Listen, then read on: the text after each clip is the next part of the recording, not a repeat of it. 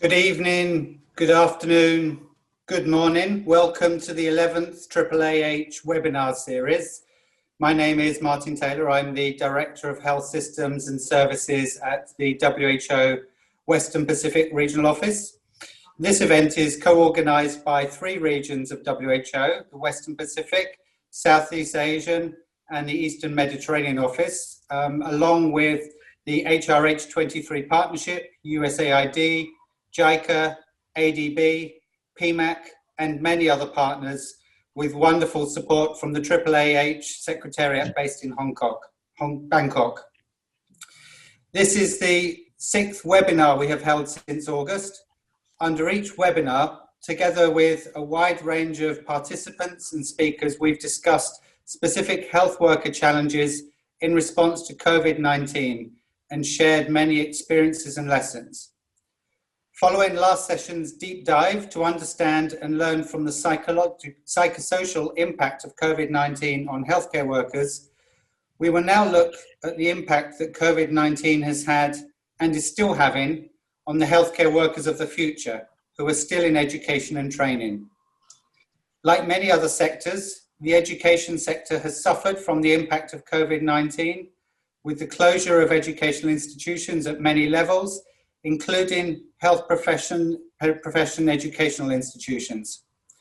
This has led to disruption of teaching and learning activities, interruption in the completion of their curricula, and cancellation of examinations. In many countries, health professional institutions have started making efforts to resume education as much as possible. There have been rapid transition from traditional methods of teaching and learning to online teaching methods. This has raised challenges and concerns about the completion of curricula, clinical and practical training and assessment, as well as the quality assurance of education. While some of these challenges can be overcome relatively quickly, others are producing lasting and sustained changes in the modality and methodology of health profession education and assessment. And at the same time as this, healthcare systems are under pressure as they rapidly respond to COVID-19. Many countries are facing shortages of health professionals with core public health competencies and appropriate clinical skills for the rapid redeployment and under new ways of working. Several key competencies are being identified to allow a multidisciplinary health workforce to deliver effective disease control and healthcare services in all settings. These include, for example, contact tracing, infection prevention and control, risk communication, acute care management, palliative care, and telemedicine. As new academic years start in some parts of the world, it is very timely to focus on both how pre-registration health professional students are learning, as well as what they are learning, to ensure that they have the support to develop the right skills to benefit patients now and in the future. This webinar provides us an opportunity to recognize the educational challenges and to explore the novel solutions that are being developed. We can learn some lessons, share, discuss experiences, and explore gaps that may still exist in curricular or competency packages. We can also explore how to adapt health workforce education and training systems for effective public health emergency responses. Without further ado, I think it's time for us to get started. So I'm very honoured to have Professor Des Gorman as moderator for the webinar today. Professor Gorman is Professor of Medicine at the University of Auckland. He has a varied research and set of interests, which include, of most relevance for this webinar, health workforce planning and development. So without further ado, I hand over the floor to you, Professor Gorman. Well, thank you, Martin. Kia ora tātou. As you just heard from Martin, my name is Des Gorman and I'm a Professor of Medicine at the University of Auckland. I'm a physician. I used to be the head of the School of Medicine at the University of Auckland, and I've had a lot. In recent times, though, my interests have headed into health system design, funding, and particular emphasis on workforce. And for a decade, I was the Executive Chairman of Health Workforce here. I'm still involved in clinical teaching of medical students, and I know how hard it has been over the past 6 months, something as seemingly simple as clinical exams for medical students has become quite literally a nightmare to arrange and conduct. And I know that people within the medical program directorate at our university have had to develop 3 plans for their academic program. 1 plan for a reasonably liberated societal setting, 1 plan for a moderately restricted, and 1 plan for a heavily restricted. And in fact, it's proven to be a very daunting challenge. And so I think the first theme tonight about how you deliver medical education under such trying times is a very relevant theme. I've been speaking recently to Commonwealth Serum Laboratories and the people in Australia who are at the forefront of vaccine development. And I think it would be remiss of us as academics and as educators to think that somehow there's an early sunset to this current challenge. The vaccines will take time to develop, they'll take time to distribute. It's reasonably clear that there'll be a variable immune response to those vaccines. It's very clear that there will remain highly vulnerable groups. So I think the idea that sometime in 2021 we'll be able to push a button and go back to normal, I think is spectacularly naive. And that we need to find some way of accommodating this virus, even in the context of treatment and vaccines, which has a far longer time frame than the next 12 to 18 months. So my encouragement is that we should be looking for sustainable solutions rather than short-term expediences. The other theme that we have here is in terms of how well have we prepared our health workforces for this sort of extraordinary challenge. And sitting in a country like New Zealand, a small island nation on the bottom of the South Pacific, and watching, we were the 63rd country to have a case of COVID-19. There seems to have been 2 quite distinct types of response. The response from nations like Taiwan, for example, who were sensitized by SARS, sensitized by MERS, were ready. And they had a level of readiness, which in the case of the Taiwanese, I think has proven to be extremely impressive. Countries like ours, like New Zealand, who in fact never experienced SARS and never experienced MERS, were spectacularly unready. We had no plan, we had no forward thinking. And so our response has been very much ad hoc. It's been very reactive. And in fact, I would describe, for example, the New Zealand response to COVID as strong, weak and muddled, all at once. And some of you live in countries where I think you'd have difficulty finding any strength in the response, but there's been lots of muddling. So it's been very clear that in fact large parts of the world were essentially unprepared for this sort of pandemic, despite 2 decades of people talking about it and people popularizing it, people like Bill Gates popularizing it. It's still clear much of the world went into this spectacularly unprepared. And in the case of New Zealand again, over the last 5 years, we had a measles epidemic, which we handled badly. We had a contaminated water scandal, which we handled badly. We had an influenza outbreak, which we handled badly. So the irony is, we had plenty of warning that the public health measures weren't robust, yet we still didn't prepare. And so I think there's a real challenge here, and it's the second aspect of tonight's webinar. How are we coping? How can we cope over a sustained period of time with this, use the jargon, the new normal, where my encouragement is long-term sustainable solutions, not short-term heroic solutions.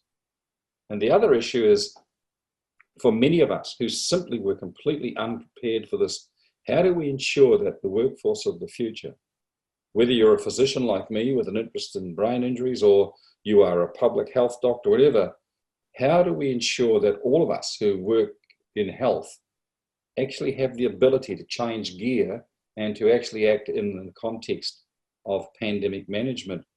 I think the problem worldwide has not been a lack of understanding about what public health measures are required.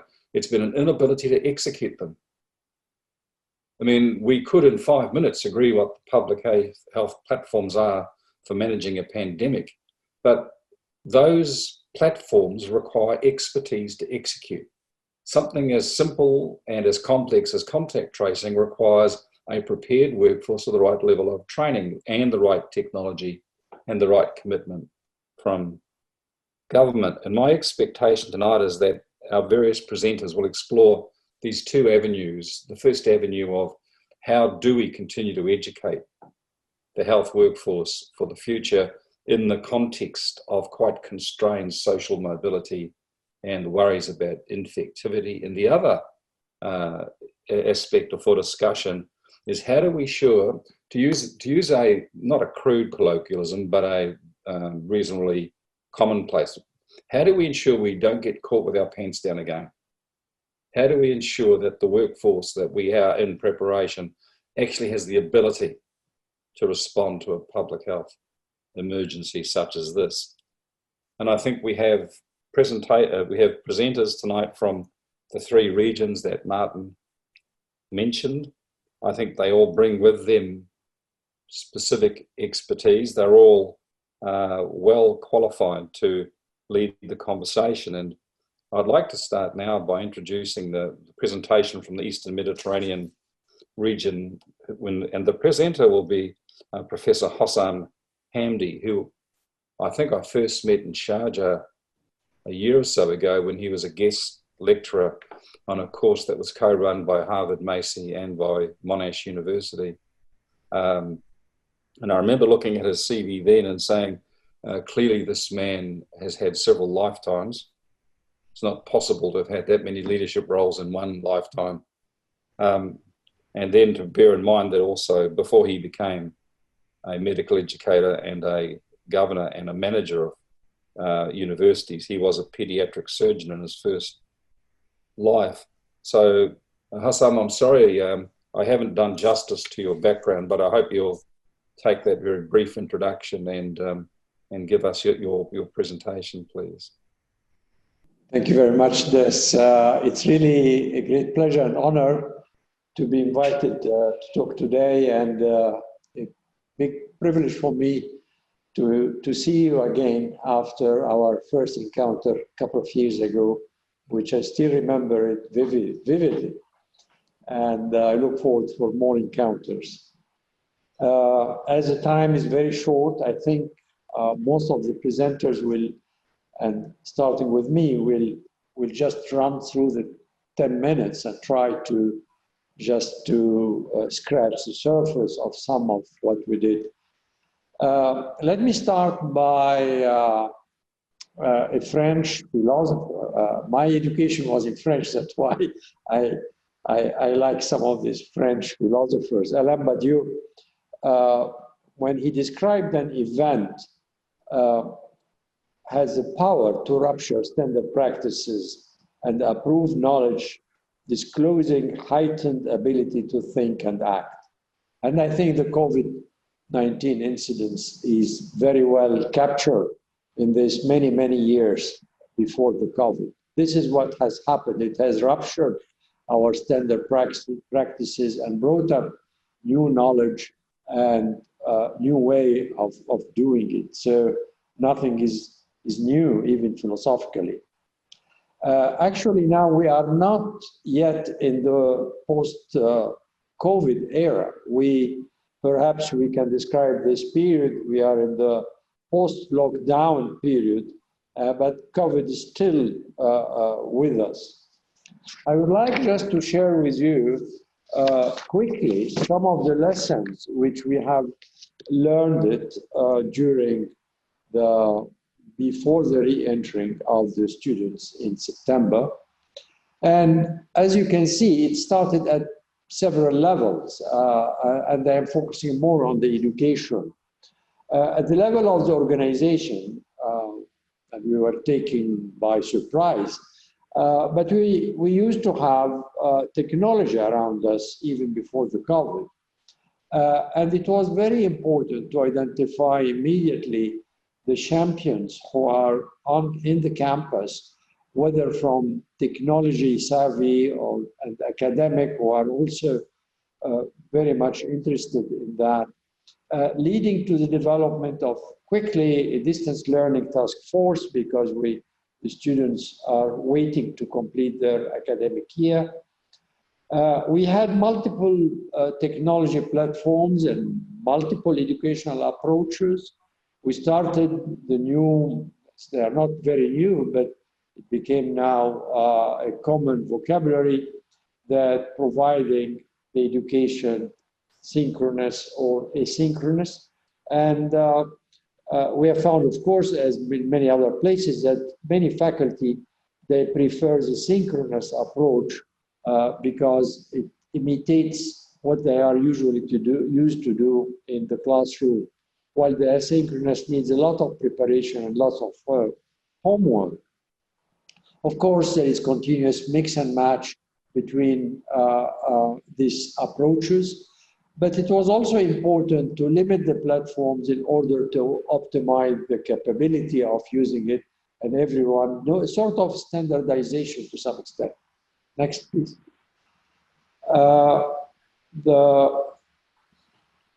About the students, although they are good in using the technology, but they definitely needed training and behavioral changing for using it in education. And this was obvious, but they were rapidly, they have adapted and have been very good in learning online. And but they need support. They needed support. That's why we have a mentorship program to support them continuously during this period, and hotline and direct access to faculty and expert in IT and in content, of course. Next. The faculty, it was very important, training, workshops, how to transform the face-to-face to distance learning, major changes in the study plan, multiple learning resources which can be provided online, high quality educational resources, whether we have it or we used it from another institutions. And we used to have, before the lockdown, we've had a high fidelity simulator, which we call it the virtual patient. We have been using it to run our PBL program. So we had a challenge how we can run the PBL and continuously do it distantly, and even by using a simulation like VPN. Which is, this simulator is an online simulation, and where the learner plays a role of a physician who confront an authentic simulated patient. Next. Good morning, doctor.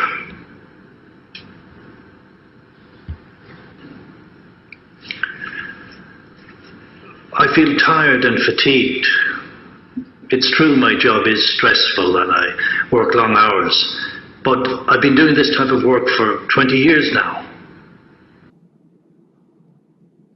So as you can see, we have used this, and we have about 30 cases like this, which constitute a core for the PBL, and we were able to do it online, keeping what we used to do it before. It was difficult at the beginning, but we managed to do it.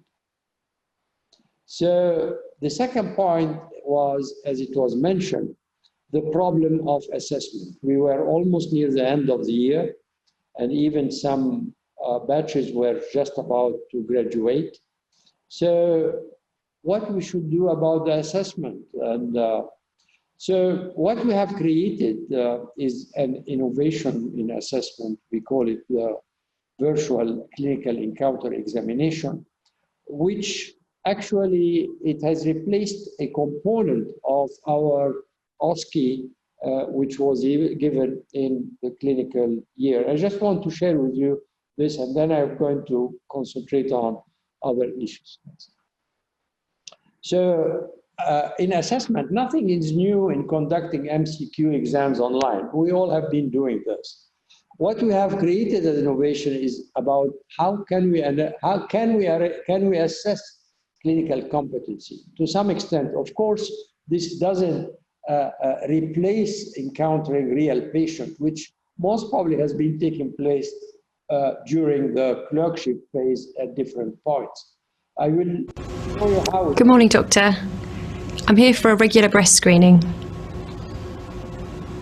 So you can see the students taking the exam,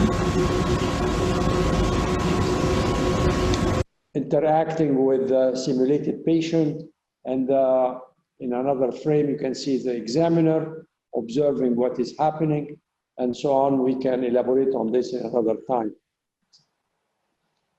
Now coming to ministries, I think we have to have systems for proctoring and how we're going to run it while the students are away from us, no invigilation and so on. And really it is a messy world of proctoring. I am not a very believer in that, and too many efforts have been put in it with and cost with little rewards. A lot of problems about internet connectivity, the IT infrastructure, when you are trying to proctoring the students when they are far away, particularly if it is a summative exam. Next. So what's next? Of course, what's next is that what's happening now.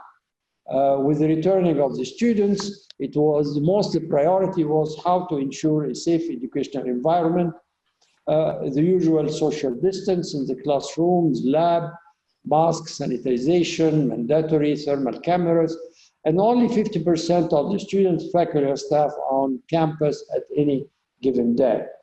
We have also created a program where we have trained students, about 50 students were trained as control officers of COVID-19 so that they can support all the other systems which we have, and it's a source.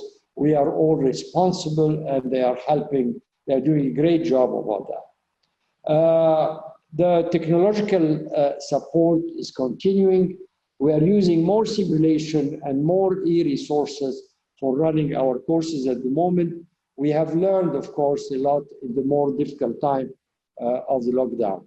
And the continuous training of faculty and students on this new blended learning which is taking place. My last slide is about increasing the early clinical exposure become very important. We have learned a very good message that the students who volunteered to work in the hospital, mainly in the non-COVID hospital, but some of them volunteered in the COVID hospitals. It was a fantastic experience for them working as a team with the nursing students, with the pharmacy students, which has encouraged us to do more of interprofessional education at the workplace. We are conducting now more assessment online and more EPBLs, which is one of the main strategies we have there. Research, we are doing now research of what we have learned in this new learning environment. The regulatory bodies have played an important role as they are in driving the evolution of what you can call it distributed learning or fusional and blended. And I think how we measure education will change in countries where they're using credit hour system and so on. I think we will have new metrics in how we are going to measure education, which has evolved from the current situation. Next. So thank you very much, and I'm looking forward to learn from all of you. Well, thank you very much, Hassan, and I think the issues you raise clearly will be picked up in the conversation. And I think one point I'd like to take forward from what you said is that, of course, yes, we've been disrupted, and yes, this has been a great challenge, but out of this disruption can come quite substantive innovation. I just look at my own clinical practice, for example. I'm now seeing patients several days a week, but I would think 3/4 of my consultations now and in the future will not require face-to-face contact. And I don't believe there's any loss of value in that shift in practice. It's improved efficiency, it's improved access, and it's reduced cost. So I think one of the problems we'll face is that, yes, we have a reaction to an unusual circumstance, but it'd be a tragedy not to take some of those learnings and new ways of doing things forward into the future. And so I think we need to look in our current responses, as you described, Hassam, about what are the things that we're doing in response to this pandemic, which in fact should and could become business as usual as an innovative and disruptive way of developing education. So I'm sure those are themes that will be picked up. I'd like now to introduce our second speaker, Professor Ndika from Sri Lanka. And so speaking on behalf of the Southeast Asian region, I think Professor Ndika has the great distinction of being the first ever Professor of Medical Education at the University of Colombo. And as you can see from his slide that's now appearing, he's the President of the Sri Lanka Medical Association. And isn't it wonderful when a medical educator can actually become the President of the peak body for with the profession of medicine in a country like Sri Lanka. And so I'm looking forward to hearing from you, particularly in the context of what you're doing in Sri Lanka. And I really like the concept of the new normal, which is, of course, the point that I was making at the beginning of this webinar. So over to you, please. Thank you very much, Professor Des, and I thank the organizers and the AAAH for this very kind invitation, because from this region, this is a very specific region. If you take the current context, the COVID situation, Southeast Asian region suffers heavily due to COVID, with very large number of patients appearing and a large number of deaths as well. If you take Sri Lanka, the situation may be slightly different with a relatively lower number of patients. At the moment, the cumulative number is 4,000, and currently the active number of patients are about 1,000. Having said that, at this moment, our country is experiencing a severe cluster outbreak, with about 700 patients were detected during one day. So currently the country is at a bit of a serious crisis situation and trying to control this epidemic and get back to the normal situation that we previously had.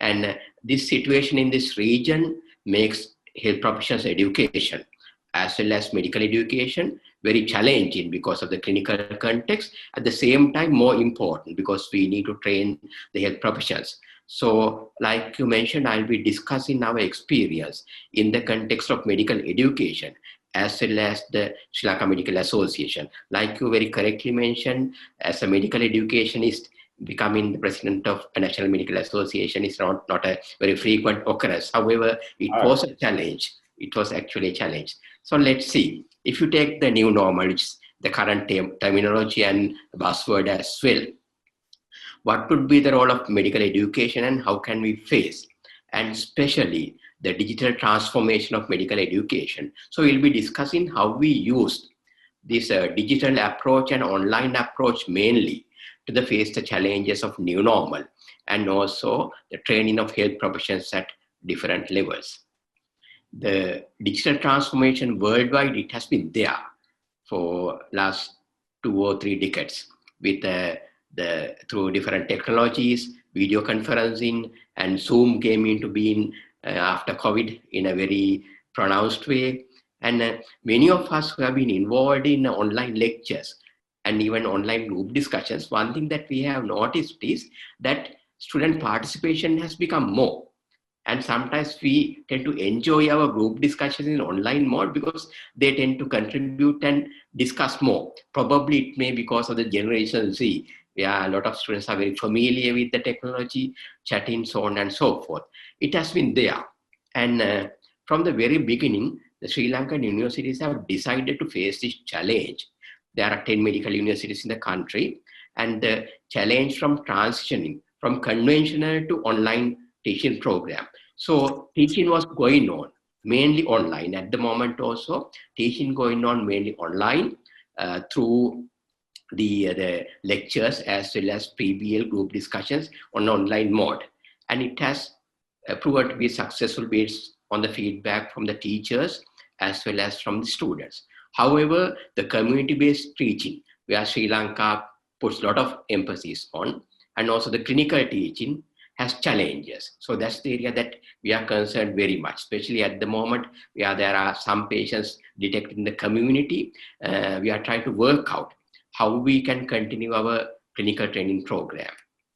There have been challenges like the financial difficulties and acquisition of necessary hardware and training of human resources, because not everyone would be conversant with the online technologies.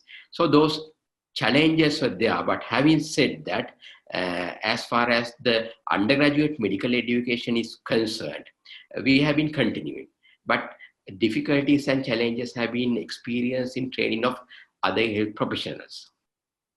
So the possible options, like mentioned by Professor Hamdi, use of simulated patients and online ward classes with the technology available, with the active patients in the ward site and others joining online, and interactive videos. All these options we need to start and then test. But at the moment, we are yet to start the online clinical teaching in a big way. And there are some apprehensions and concerns regarding whether we can recreate the same experience and the exposure that we have been giving our students. So this is one area that we need to address.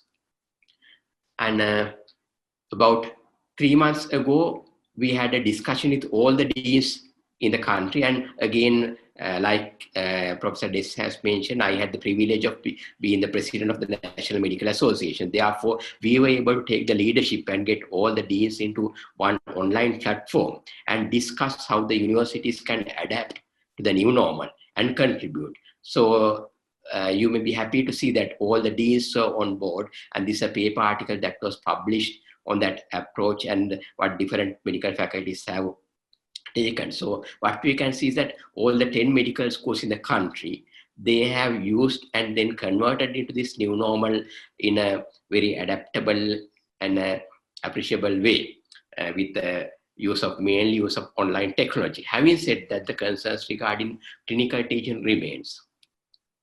And there were several publications published in the Southeast Asian Journal of Medical Education. Again, it was a historic publication with all the deans of the country becoming co-authors. And this publication discussing the new normal in medical education, I think one of the first publications that discuss how we can use the technology to adapt to the new normal situation. And several other publications that came up as well. So it's about the undergraduate medical education and how we have faced a challenge. And then CPD, postgraduate education and continuous professional development, is very important, especially is the health professionals who are battling the epidemic at the ground level. So maintaining their professional development is very important. That is where the role of the medical association came as the National Medical Association. And we have conducted several CPD programs and mainly using online platform. For example, our CPD platform has actually got a shot in the arm because of the current situation, because everyone was forced. So in that way, this could be even termed as a blessing in disguise. During a time period where the interest about CPD was not very much, this situation where the CPD opportunities of face-to-face meetings became almost non-existent. So in this way, the SLMA has taken up this challenge and started our CPD platform to improve the capacity of the health professionals in facing this challenge.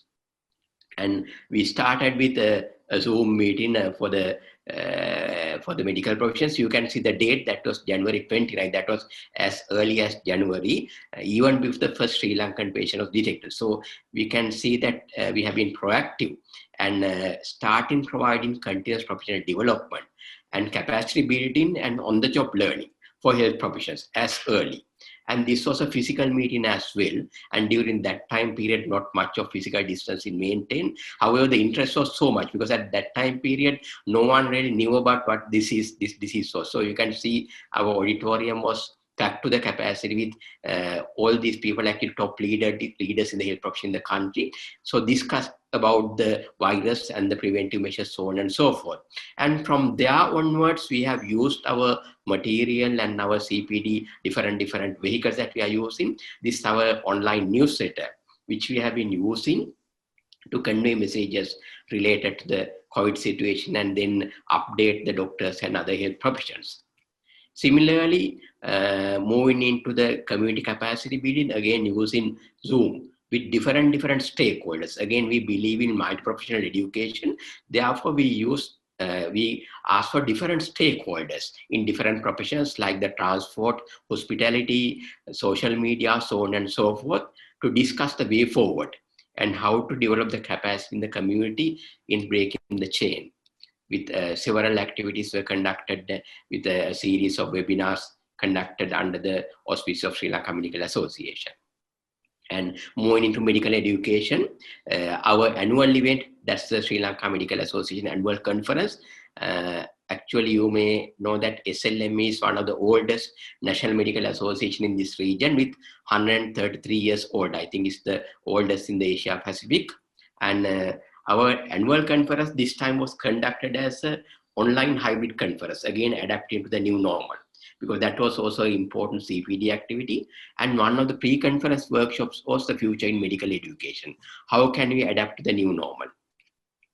And the medical conference, again focusing on the COVID pandemic. Again, you can see the theme, the professional development for quality enhancement in healthcare beyond COVID-19. So basically, it's about linking the continuous professional development of health professions with the responsibilities of the National Medical Association and conducting a hybrid conference according to the new normal.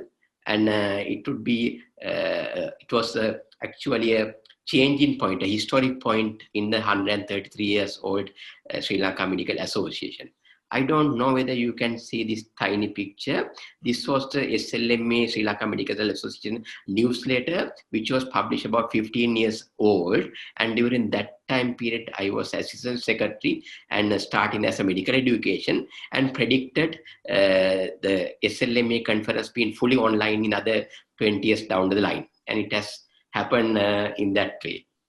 So, and we are using social media in a big way. So that's also maybe a point to learn, that use of social media for the community capacity building, as well as community capacity building of the health professions. So updating the general public as well as doctors on those areas using videos, chats, for so on and so forth. Similarly, the use of Twitter and the YouTube and the electronic media. So the example that I want to highlight is use of new technology in updating health professions and capacity building while facing the challenge of the new normal. So our experience shows that medical education needs to be based on the change in context and the community. And the education reforms has to be supported by a national dialogue and the institutional leadership and professionalized medical education expertise. And even though it may be serendipity, me being the president of Medical Association as a medical educationist was in a way blessing in disguise, and that has basically paved the way and facilitated most of these activities. So in conclusion, medical education is changing, and Sri Lanka or SEA region is not an exception. The challenges due to COVID-19 have become a catalyst to promote the innovative use of technology. So what we can say is tomorrow has arrived.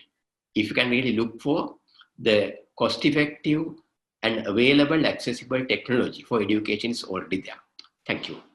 And I actually thank the organizing committee and also Dr. Aselo Olupalia, who is also with me, who is quite experienced in implementing the curriculum during this challenging period. So he also makes some comments if required. Thank you. Thank you very much, Ndika. Before I introduce our next speaker, there are several issues I'd like to pick up from your presentation, Ndika. It was all of us as medical educators and health educators have developed a community of people who willingly cooperate as patients for assessments, learning, and particularly for examinations. And it wasn't until this pandemic came along that we realized the people that we were relying upon as patients, for example, are sick and vulnerable, and the very group we needed to protect most. So it's just a very simple thing that our entire cohort of willing participants in clinical examinations are the very people we had to keep away from. So even such a simple thing as that has proven to be very challenging. The other point you raised that I'd like us to think about, maybe it's not for today, but for another day, there are two aspects to social media. The first aspect is the point you make, which is using social media to educate. The other is, to what role do we as educators have to become involved in shifting the social media conversation? Because right now, social media is a vehicle for conspiracy theories and for rat bags and for all sorts of quite misleading information. How actively should we be as educators in trying to influence, not influence, but at least have a role in social media? And the other day I heard it summed up for me by that British comedian Ricky Gervais, who said, "My scientifically valid and robust fact is inferior to your ill-formed opinion if you have more followers than me." Now, that's the world we live in. Exactly. So the point is, how do we as medical educators develop a followership and become more influential? And of course, as you know, in social media, that's the term about influencers. And it sounds like an innocent word, doesn't it, influencers, but it's actually quite a sinister word because, and I think the challenge for us in DECA is, yes, we can use social media for education, but there's a much bigger social media challenge there that I think we need to step into. And you, with your leadership in the Medical Association, I think that's a challenge very much for the profession. I'd like to move on now to introduce our third speaker, Professor Dr. Latifa Hassan, who's an epidemiologist. Who would have thought a year ago that epidemiologists would become the pin-up boys and pin-up girls of the health workforce? Who would have thought a year ago that epidemiologists would have such a predominant role in the media and in government and in leadership? Who would have thought that epidemiology and public health practitioners would have suddenly developed such prominence and preeminence? And isn't it sad that they have? It's great that we now recognise the necessity for public health investment, but they have been forced to the forefront of the health systems by necessity through this pandemic. And I suspect we'll see two things in the future. One, an increasing number of bright young things wanting to train in public health and epidemiology.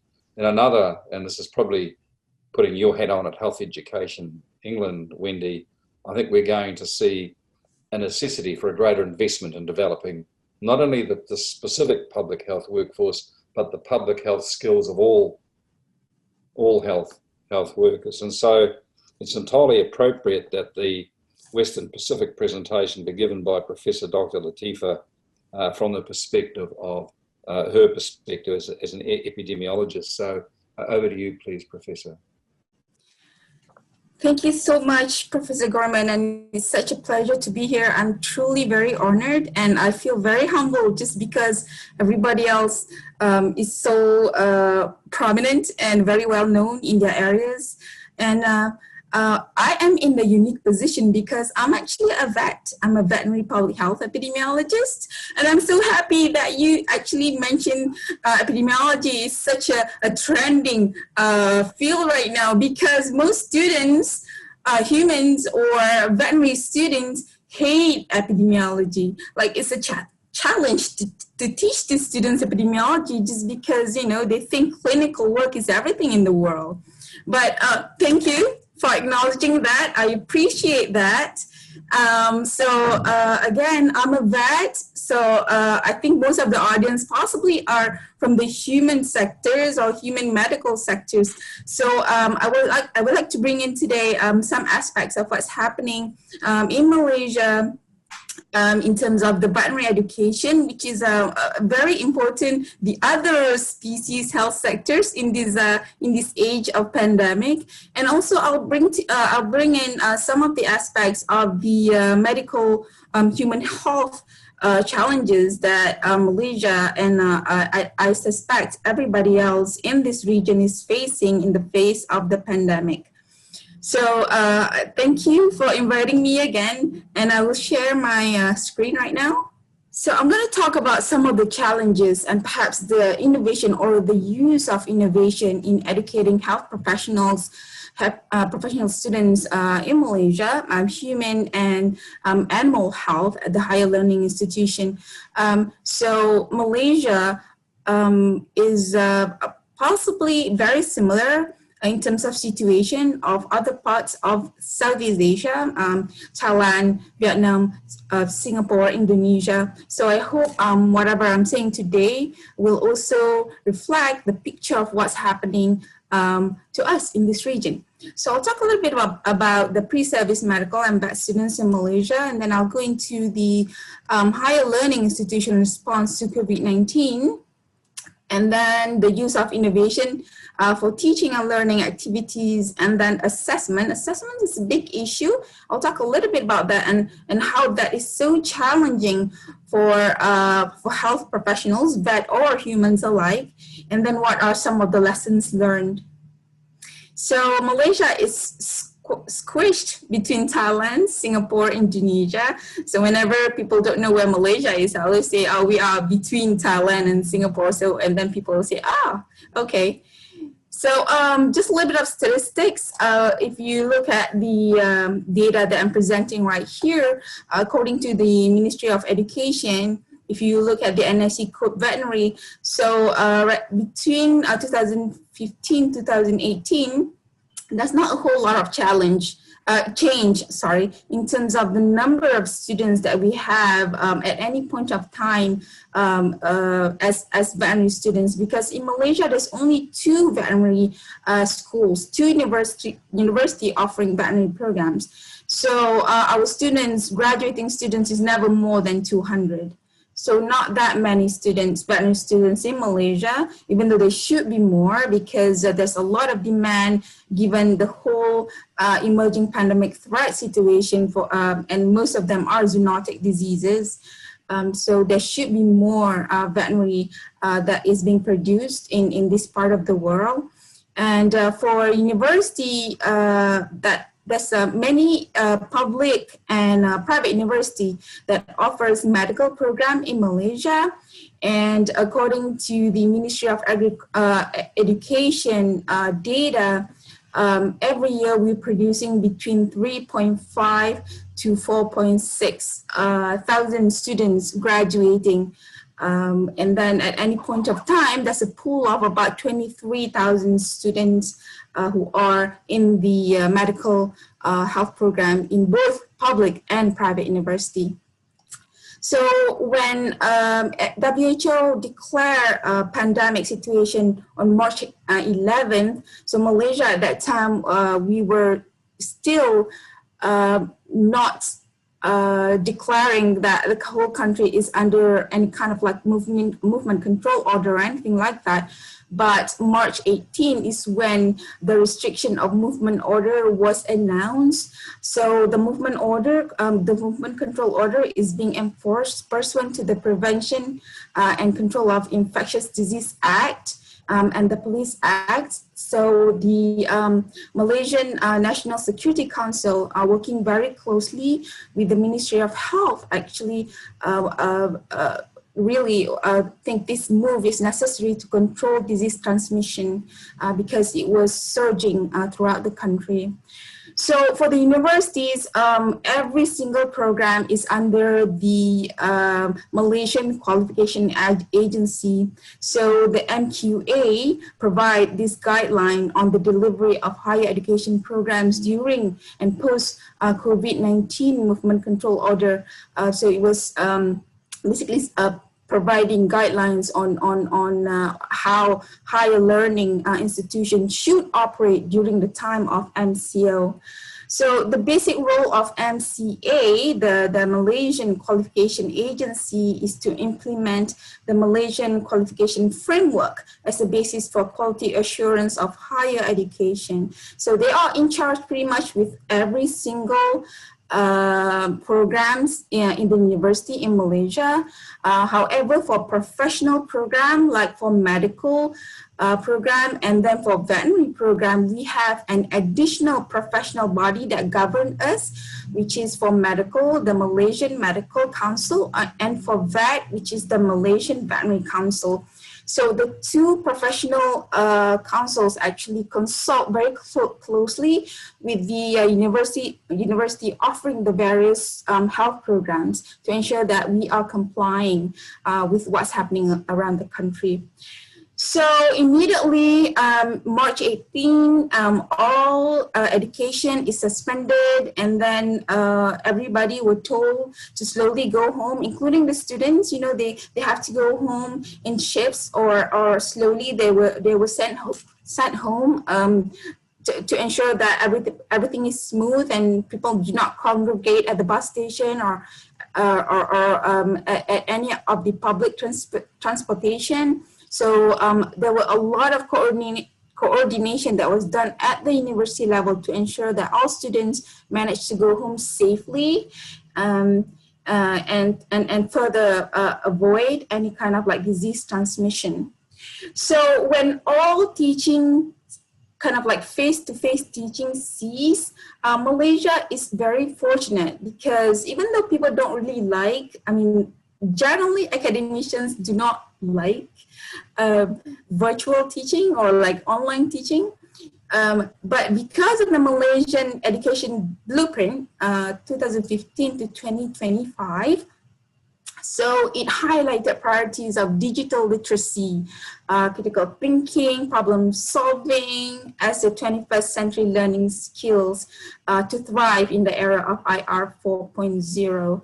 So basically, for the past 10 years, even at the university level, especially at the public university, there is some form of online learning, and actually lecturers and academicians were somehow forced, or I wouldn't say forced, I would say encouraged, like highly encouraged to convert some proportion of their teaching into online format. So it's this thing called the blended learning. So looking back, I think it's truly fortunate that the Malaysian government envisioned this and did this, because truly the system actually got tested during the COVID pandemic. So in UPM, I'm just giving you an example of UPM just because I'm from that university, University Putra, Malaysia. We have this Moodle-like platform, and I'm sure other universities in the region also have similar platform. So in Malaysia, almost every public university have this Moodle-like platform. It's called differently in different universities, but in UPM it's called Putra Blast. So in this platform, even before COVID-19, it has the capacity for lecturers to actually assign assignments and then do quizzes and then do PBL, problem-based learning and student-centered learning. If the lecture is innovative, they can do games. And lecturers can do lecture and put up lecture notes. They can do this synchronously or asynchronously. So, but before the MCO, most lecturers just put, you know, the lecture notes and some kind of like articles, like very minimum use of the system, or just enough use of the system to comply with some kind of like requirements at the university level. But during the MCO, because of COVID-19, this system was fully utilized, and then only then did we see there were some issues with the system, and then also we saw that, you know, the systems could be improved. But before that, because the system was not truly tested, we did not see any of the inadequacies. So, and many lecturers, especially the young lecturers in Malaysia, they are pretty trendy, and pretty sophisticated in terms of their knowledge of using digitized mechanism for teaching. So many lecturers have been using the flipped classroom. They were using Kahoot, and then some of them were using Wikipedia for learning. And then, but during the MCO, many lecturers who did not know how to use these actually gained the skill and actually learned to use this new methods of learning, or new way to make their teaching more interesting, teaching and learning activity more interesting. And also many lecturers learn to use YouTube for teaching. Like, I would never imagine that I will have my own YouTube channel for teaching. But because of the challenges in terms of getting students to synchronously log in to attend my class, so I video my whole class, and then I post it on YouTube just because it's lighter. It requires less data for the students to view YouTube videos. So during the MCO, I think many lecturers, many academicians learn new skill and became a little bit more sophisticated in terms of how they do teaching and learning activities. So this is the initial institutional response to COVID-19. Of course, initially it's just strictly health front, like, make sure we minimize disease transmission, get everybody home, nobody comes to work. If anybody is in clinical posting, bring them back, no more clinical rotation, nothing like that for both medical and also veterinary students. And then when things settled down a little bit, so most universities began to adjust their academic calendars, a lot of postponement, and then depending on how ready the universities are, they began their virtual kind of like learning. Some universities began almost instantaneously, like within a few weeks of MCO, they already began the class. But some need a little bit more time to do survey in terms of student readiness, in terms of lecture readiness. So even for my faculty, veterinary faculty, there were a lot of survey and questions by which our academic deputy dean kept on asking everybody, are you ready, to do online teaching? Are your materials ready? And then also things like that. And then is the system ready? They have to get the system ready. And then we continue teaching activities through virtual education and other technological platforms. So during the MCO, the 1 or 2 months before the virtual education started, there were a lot of training that was given by experienced lecturers or by the CADE, which is the Center for Academic Improvement at UPM, and I'm sure other universities have the same thing. So there were a lot of like webinars and seminars that were going on to teach academician skills, necessary skills to do online teaching. No doubt that the younger, or like generally the younger lecturers tend to be more quick in terms of how they respond to online teaching. There are many more traditional academicians who found it quite challenging, but in the end, I think everybody persevered. So the guiding principles for the policies that were driven, that drive the university, is to ensure that the higher education for all within the framework, you give equal opportunity and non-discrimination a priority for all the students, basically because the students actually went back to their localities, different geographical location in Malaysia. So in terms of connectivity, internet connection, and in terms of their accessibility to the education material is not similar. There's a lot of variation. So it's always university at least try to find like a balance to make sure that everybody, or at least most everybody can manage to get good education and quality education. So basically leave no students behind, so that we can achieve the United Nations Sustainable Development Goals. So of course there are challenges because it was so sudden and situation kept evolving. The higher learning institution, of course, they were not bad. There's never any situation by which everybody have to stop everything that they're doing and basically just remain at home and not having any face-to-face interaction with anyone. So at the university level, it was challenging because there was lack of references to similar crises in the past. So there's lack of guideline, there's no SOP, and then for risk communication also. So basically everybody had to learn. It's a learning curve for everyone, including the top management of university. So every day there was meeting among them to discuss on the progress and what to do next, and you know, because the situation was so fluid. And then undergraduates and postgraduates in their final and clinical years, you know, the one that was doing posting, hospital posting, clinical rotation, attachment at different clinics, and then the one who were doing mobility program, all of them have to delay, you know, basically they have to stop, and then everything has to be delayed, and many face the risk of delayed in terms of graduation. Those who were facing clinical years of, like, for example, at veterinary faculty, the final year, they're supposed to have their comprehensive exam and final exam in May. So that was, you know, that did not happen. Everything had to be moved, and the calendar has to be shifted. So it was a lot of, like, very emotional and to some degree a lot of, like, very stressful situation for the students and also for the lecturers.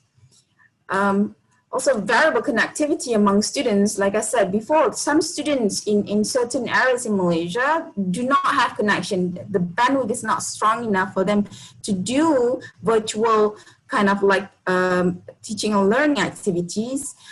Even if you look at this is the source is World Bank. If you look at Malaysia is among the highest country where internet penetration is quite diverse in that sense, 81%.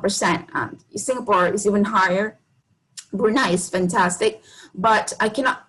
Other countries, for example, Cambodia or Myanmar or Philippines, which have lower connectivity, would have more challenge, and definitely Indonesia, I think, would have possibly more challenge, because even Malaysia at 81%, for example, for my class, I teach epidemiology and public health.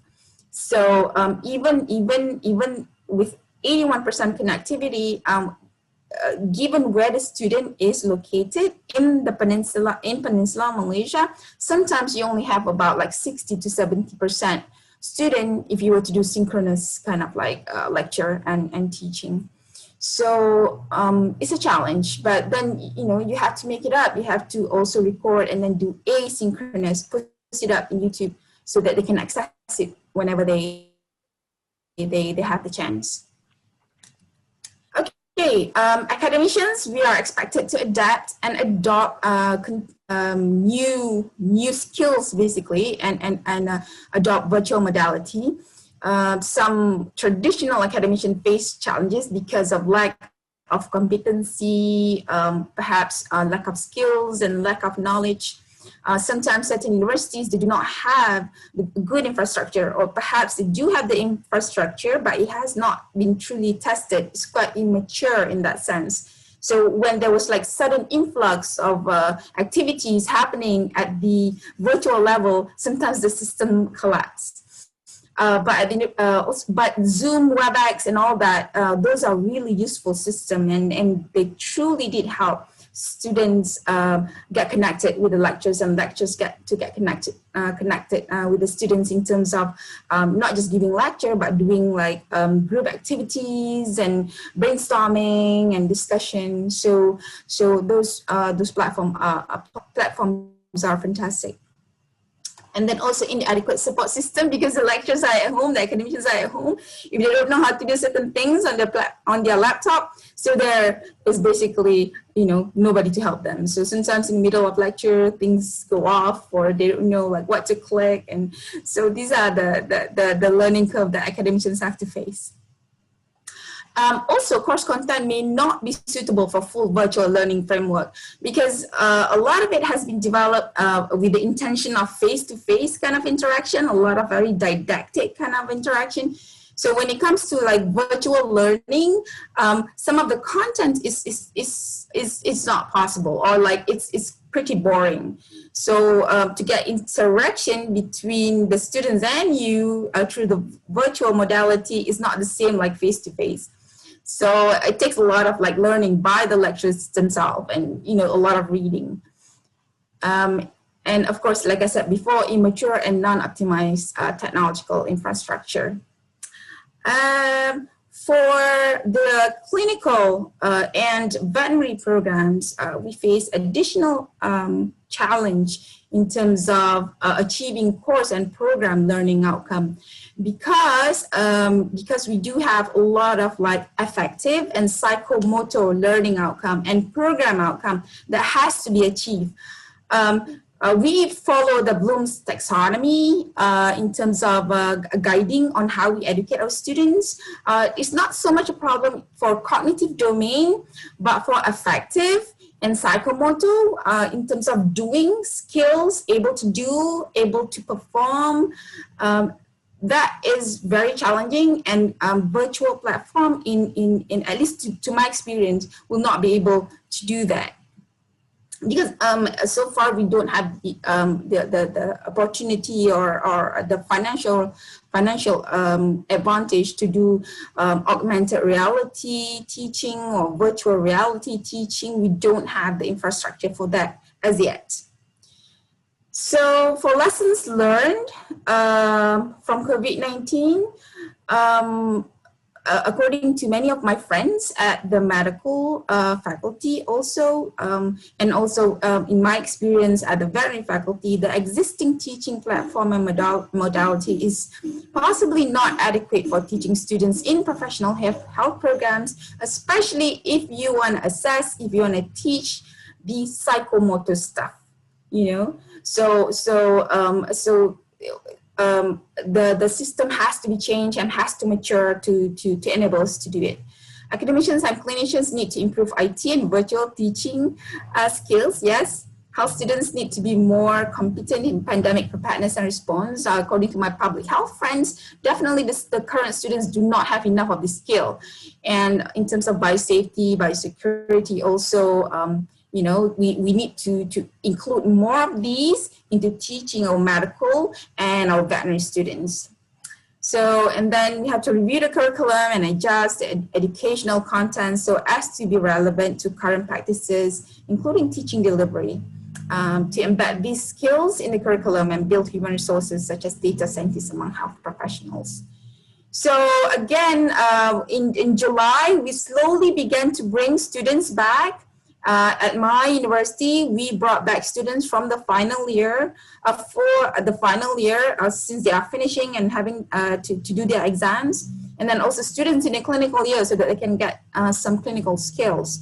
Those were the only two groups of students that was brought in since July, and we're hoping that next semester, which starts next week, we can do face-to-face interaction. Unfortunately, we are having a surge in terms of number of cases in Malaysia. So now, apparently, there will be no face-to-face interaction, and we are back to doing virtual teaching for the rest of the coming semester. So I think that was my last slide. So I just wanted to thank you, everybody from Malaysia One Health University Network, who helped me give me information from the medical faculties, especially from these universities. And I thank Southeast Asia One Health University Network also, and UC Davis and USAID for allowing me and naming me to be present today as a speaker. Thank you so much. Thank you, Latifa. Thank you. Before I ask Professor Wendy Reid to provide a commentary, a couple of very quick observations from me on your presentation. Latifa, you mentioned that Malaysia moved to issue its health orders on March the 18th, which was about 6 days after the WHO declared a pandemic. And it's one of the observations in New Zealand, for example, our delay from the World Health Organization declaration to closing our borders was a week.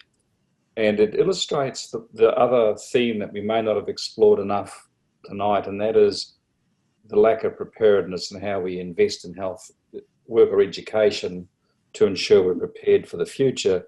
Because it doesn't sound like a much, it took us a week to sort out border closures after the pandemic was announced. But in New Zealand, for example, in the first outbreak of COVID-19, in that week from the 12th of March to the 19th of March, 40% of all the subtypes of the virus in that first outbreak were walked into the country in that week. 40% of all the subtypes walked into the country in that week. So the first point I'd make is, it may sound subtle, but this lack of preparedness is something we need to address. The other thing I think, and this is probably for you, Martin, the WHO, you're a native English speaker, you understand the word arcane, which means something's mysterious and accessible only to a few. And unfortunately, I think we made a lot of our medical education dialogue arcane because of our use of acronyms and jargon. And I think we need to encourage a shift back to plain English or a plain language so that, in fact, what we're communicating is more accessible. Anyway, it's now my great pleasure to ask Professor Wendy Reid to deliver a commentary, and delivering a commentary, here's a terrible pun, Wendy, is entirely appropriate because she's an obstetrician. And in fact, I think Professor Reid's career, I'm drawing some long extrapolations here, Wendy, but we have a busy clinician doing obstetrics who then gets convinced to become a postgraduate dean, who then starts on this slippery slope a lot of us have got onto, and the next thing she finds herself taking on a broad remit of education, the now acting Chief Executive of Health Education England. A lot of our careers in health occur through serendipity and rather than careful planning. Now, Professor Reid is eminently qualified though to provide us with a commentary, given that her career moving from front-facing clinical medicine to now being a manager of a very large and complex education structure. Over to you, Wendy. Thank you very much, Des. It's lovely to see you again, and thank you very much to WHO and all the AAAH network members for inviting me to this webinar. I really am very honoured to be taking part, as although we in the UK are not AAAH members, I'm very grateful for the opportunity to learn from you and to share with colleagues some of my reflections so that across the Eastern Mediterranean, Southeast Asia and the Western Pacific regions, our joint experiences can help us in the future. So in beginning, I think it is worth reminding ourselves that healthcare education is complex under normal circumstances, and each of us are subject to both the cultural and societal expectations we live with, as well as the fact that we work in different funding models, different health systems, and indeed health systems that appear to be constantly changing at times. So I'd firstly like to thank our speakers, Professor Sam and Professor Ndika from the medical and undergraduate perspective particularly, and the contrasting but remarkably similar comments from our colleague from veterinary epidemiology. I think this reminds us of the challenges of clinical learning, but also I think the commonalities that we've faced in this dreadful pandemic situation. Obviously, the first challenge for all of us was the reduction, indeed the cessation of face-to-face traditional teaching. The need for safety for our students was paramount, and the rapid escalation of technology, as every speaker has spoken about, has enabled learning to continue in some ways. I think that much of our knowledge delivery can, and perhaps now should, be delivered on modern platforms. If people of my generation are comfortable in Zoom meetings and Microsoft Teams meetings, and without the need to constantly be reminded to take off the mute button or whatever it is, I think we need to listen to our young people and learn from them about what technology-enhanced learning really means. But it is clear that for this to be an effective platform, it must be non-discriminatory and high quality. And there therefore needs to be investment in infrastructure, the kit. And we in England found that this was a really rapid upskilling needed, and that actually not everybody had the same access, as was very well displayed by Latifa in the last talk, where we saw a real range of access to simple internet connection. Crucially, we need to make sure that our students do have these skills, not assume that they have these skills. And I think the confidence to approach students needs to relate to how we train our trainers. I think it was Hassan that said, you know, we've got to train the people that are delivering our education. And for us in the UK, what was really challenging was that our academics in medical schools were often clinicians and pulled back into clinical frontline work when the pandemic hit us.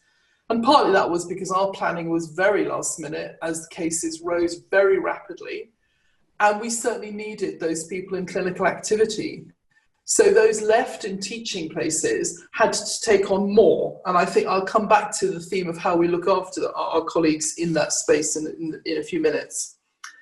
It does strike me, however, that there are further and bigger steps for technology enhanced learning. And that is in the space of simulation. Professor Hamdi shared the power of virtual patients being used both for teaching and in assessments. But I suspect that some of our young students will be playing video games, and they will look at the cognitive structures behind video games and their sophistication as something that we really should be grasping in medicine. There is no reason why we could not use virtual reality to simulate a much more meaningful patient experience. And indeed, I suspect many of our patients will be grateful for the fact that we are using VR rather than them to learn on in the future. In England, our digital health training programme has focused on realising the most up-to-date expertise in digital healthcare, but I think certainly in the postgraduate training of doctors and nurses and other healthcare professionals, we need to expand that learning, and we do need to see that directly expressed in undergraduate curricula. Given the extreme rapidity required for the educational needs to continue during COVID, it is impressive listening to all our speakers how much has been achieved. I was taken for the need, however, for us to have a new policy agreement on how and what we need healthcare education to deliver in the future, and I think the future is now. I do not think we will be returning to a world of education as we knew it prior to COVID. And indeed, I would go so far as to say I don't think we should be returning to that world. In order to get an agreed policy, we need, as Dr. Ndika said, both national dialogue and I would suggest an international dialogue. For too long, medical education in particular has been focused on process, such as assessment methodology, for example. No matter how important that may be, perhaps it is time to ask, as we have been doing in health education in England, what does the future doctor look like? What skills, what attributes, what capabilities do we need to ensure they have? And of course, if we're looking at reforming one healthcare profession, it is not sensible simply to stick at that, because the interactions of effective clinical teams mean reform must spread across all the professions. The only way we met the pandemic requirements in England in its first outing in April for us was through incredible clinical teamwork. In HE, we had been looking prior to the pandemic at something called the Future Doctor, and we've just published on this. And the principles of what we learned from talking to both the public and our colleagues across the professions was that we need a greater knowledge of population health, an understanding of public health principles, better knowledge and understanding of teamwork, how the health system works, leadership skills, and engagement with the population served, a sense of how am I going to be a doctor working in my part of the country. And I think that's all been exemplified by what we've learned from the pandemic. In the United Kingdom, our healthcare education, both at undergraduate and postgraduate level, is integrated through clinical placements for our students and through employment for our postgraduate trainees. And although clinical placements were by and large suspended, there is enough flex in our system for us to catch up. And in postgraduate medicine, we suspended all of our educational formal training, including many of our examinations. But we have seen individual colleges responsible for a specialty such as general practice rapidly change their assessment techniques to meet the new challenge. And I think that's a really important point, that if we set colleagues the challenge and we support them, and indeed that has required significant financial investment as well as personnel investment, they can and will deliver something new that is robust and of high quality. We do, however, recognise that delays in the pipeline, the production line of our future healthcare colleagues, doctors, nurses, allied healthcare professionals, is really crucial. And we're working very hard with simulation, boot camp learning, processing lots and lots of cases to try and catch up so that we don't delay that pipeline, because fundamentally we're going to need those people in the system as soon as possible. As Des said earlier in his introduction, this pandemic is not over. We also need to realise that our trainers, our educators are exhausted. They've been asked to do more. They've been asked to do things very differently, as our last speaker said. We do need to balance what we ask them with the support and recognition for their well-being. And I think the well-being of people working in healthcare, be they students or qualified members of the professions, is really a key to this. If we are to continue to attract the very large numbers of the brightest and best school leavers into healthcare, and indeed in England we've seen a 22% increase in applications to university nursing courses this year, we must work with our public, our politicians, our regulators and the professions themselves to address both the gaps we have seen exposed by COVID and to maximise the positives we've seen that have been enacted during the pandemic. And one of those is a recognition that the well-being, how we care for each other, how we treat each other, and how healthcare professionals feel valued is addressed. We have not heard a huge amount about the experiences of postgraduate learning during this time. And in HEE, we have used our own quality framework to make sure that our postgraduate doctors have been experiencing support during this time. We did graduate our medical students early and our nurse students in their final year into the workforce. And we've used a number of methods to touch base with them, to hear what their experiences were.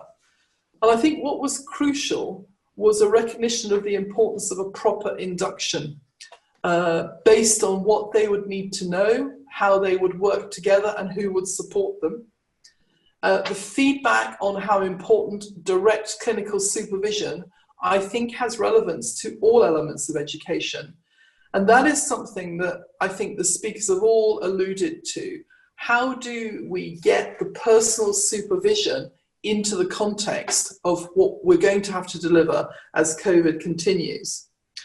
It is clear that the well-being of both students and postgraduate learners is a key element for everyone in the healthcare systems. I do think that, as Professor Hamdi said, training, training, training, I would summarise this seminar as learning, learning, learning. An international learning conversation that encompasses healthcare education policy, the outcomes we desire, the regulatory changes we need, the transformation agenda that must be delivered, a conversation that is focused on producing a future healthcare workforce that is both flexible and adaptable and is able to work across traditional professionals and interprofessional boundaries and has an understanding of population health, epidemiology and public health, and the confidence and capabilities to both work in effective teams and to lead, will, I think, help us deliver the high level of quality of care that we need in the future. I think those people that feel valued will know that there is no return to the educational systems of the past. They know that we've got to have more conversations about how we change, and change has got to be led by leaders that have confidence in not only their delivery of outcomes, but also in their politicians and their public to listen and support us. And today, I think, has been a very helpful start to that conversation. So again, thank you to WHO and the AAAH membership for inviting me. Back to you, Des. Oh, thank you, Wendy. And I'll look. I know there's been 12 questions that have been lodged, and I'd ask we don't have time to address those tonight. I'm very sorry, but I'd ask the panelists please to look at the questions on the question and answer list, and if you'd please type in your responses, and some of them are directed at you quite specifically. But before I hand back to you, Martin, so that we can finish on time, I think Wendy has just introduced a very important concept that we haven't talked about tonight, and that is that we're trying to deliver this education with the challenge of the pandemic against the background of a lot of our clinical teachers being dragged back into increased clinical loads, and the well-being of that clinician educator workforce, Wendy, I think is pertinent. For many of us, there was a substantive unmet health need pre-COVID. I think the economic hardship and unemployment that will come after COVID will generate a lot of disease. And Wendy, there's also the concept of deferred care. We think in New Zealand, for example, more people will die of delayed care for their cancer than will be directly killed by the virus in this country. So thank you for your commentary, and I think the point you make about the well-being of the workforce is well taken. Look, thank you very much, presenters. Thank you, everyone, and thank you for the participants who have stayed on. And I'll hand back to you now, Martin, for your closing comments and to introduce the next webinar. Thank you very much, Des, and I thank you to all of the presenters and yourself for the moderation, Des, and for Wendy for that fantastic commentary. There's some interesting themes coming out of this, and I think Wendy summarized them very well. When we look at the situation now, as you've said, Des, we're talking about a situation that is not with us for the short term, but for a period of time. And when we're looking at the medical education, we're also looking at actions that are going to have implications for many years to come. And when we think across the three regions that we cover, our three WHO regions, we have a wide range of different countries, both in size, in geography, and in health workforce capacity. And if we're thinking now, not just in terms of managing our way through the current situation, but how we're going to support those countries across their region, recommit to their longer term visions of universal health coverage, of achieving universal health coverage by 2030 in line with the Sustainable Development Goals, I think it emphasizes even more the importance of discussions like today, not just to get things right for now, but for the future. And also because the health workforce is going to be vital for that. We know that, and we're having this discussion in the International Year of Nursing and Midwifery, something that I think none of us would have anticipated when this year was designated as the Year of Nursing and Midwifery. We've had a clear summary of the many of the issues and challenges and some of the potential for the future in terms of revolutionizing medical education, embracing some of the innovations and the modern platforms, looking at skill sets, curricula, etc. As with many areas that we're working, COVID is offering us a real challenge to pause, to take stock, and to make sure that we don't go back to where we were before and move forward. And I think that's something that this community will have to think about quite carefully. And I noted the calls not just for national, but for even international policies, and looking at this in terms of the future doctor. And I think I would also add to that, and bringing it back to Des's point about the speed of decision making in countries with regards to critical actions being taken. We're not just talking here about future doctors, but also the future public health leaders who will be able to handle what we, looking back, know, but even at the time knew, was a complex set of uncertain information, and be able to work their way through that and provide the right advice to leaders of countries so that they can make those timely decisions with the resultant consequences in terms of reducing potential impact. So I think this is a critically important discussion. It's a critically important time for us to reflect and think about the future health workforce and those future leaders who will be training right now to be able to make those decisions and provide that policy advice in the future. I think it's beholden on me at the end to again thank you, all three of the speakers. There were some wonderful presentations there. Thank you for excellent moderation, and for our commentator to wrap it up very nicely at the end. Also like to thank all of the people from our three regions and from elsewhere in the world who have followed not just this webinar, but the past ones in the series. And to remind you all that the AAAH plenary session will be held virtually from November the 18th to the 20th. And full details of that will be available on the AAAH website. And I think there will be a taster shown as we finish this webinar. So thank you all very much for your participation, and look forward to seeing you at the plenary in November. Thank you.